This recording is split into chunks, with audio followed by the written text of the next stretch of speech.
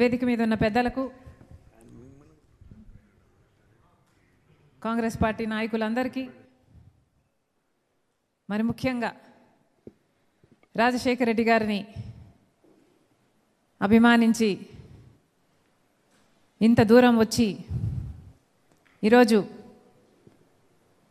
మిగతా పార్టీలలో ఎన్నో దెబ్బలు తిని కాంగ్రెస్ పార్టీ ఐడియాలజీ వైపు చూస్తూ రాజశేఖర రెడ్డి బిడ్డ నాయకత్వాన్ని బలపరచాలని కాంగ్రెస్ పార్టీలో చేరటానికి వచ్చిన ప్రతి అన్నకు, ప్రతి చెల్లికి, ప్రతి తమ్ముడికి, ప్రతి అక్కకు మీ రాజశేఖర రెడ్డి బిడ్డ శిరస్సు వంచి చేతులు జోడించి మనస్ఫూర్తిగా నమస్కరించుకుంటూ మనస్ఫూర్తిగా స్వాగతం పలుకుతోంది.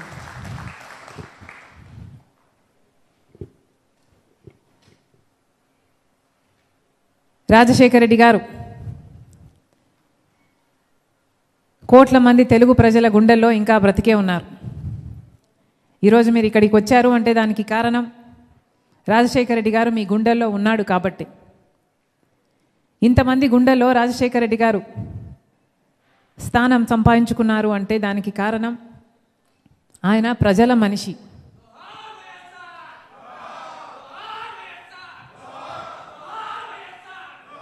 ప్రజల కోసమే బ్రతికిన మనిషి. మండుటి ఎండను సైతం లెక్క చేయకుండా పాదయాత్ర చేశాడు. ప్రజల గుండె చప్పుడు విన్నాడు. ప్రజలకు ఏమి అవసరమో అది కనుక్కున్నాడు. తర్వాత ప్రజలు ఆదరిస్తే ముఖ్యమంత్రి అయ్యాడు. ఆయన చేయాలనుకున్న మేలంతా కసితీర రాజశేఖర రెడ్డి గారు ప్రతి ఒక్కరికి పథకాలు అందాలి అన్న ఉద్దేశంతో ఏ పథకం రూపొందించినా అది అద్భుతంగా అమలు చేసి చూపాడు. ఈరోజు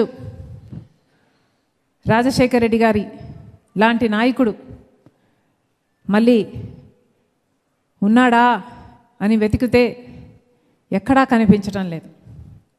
భూతద్దం పెట్టుకొని వెతికినా రాజశేఖర రెడ్డి గారి లాంటి నాయకుడు మళ్ళీ కనిపించటం లేదు.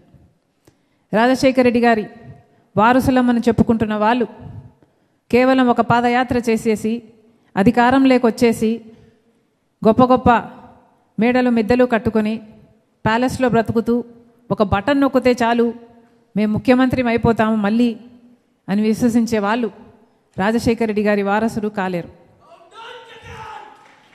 రాజశేఖర రెడ్డి గారి ఐడియాలజీ, రాజశేఖర రెడ్డి గారి ఆశయాలు ఏమిటి అని తెలిసి నడుచుకున్న వాళ్ళే నిజమైన రాజశేఖర రెడ్డి గారి వారసులు.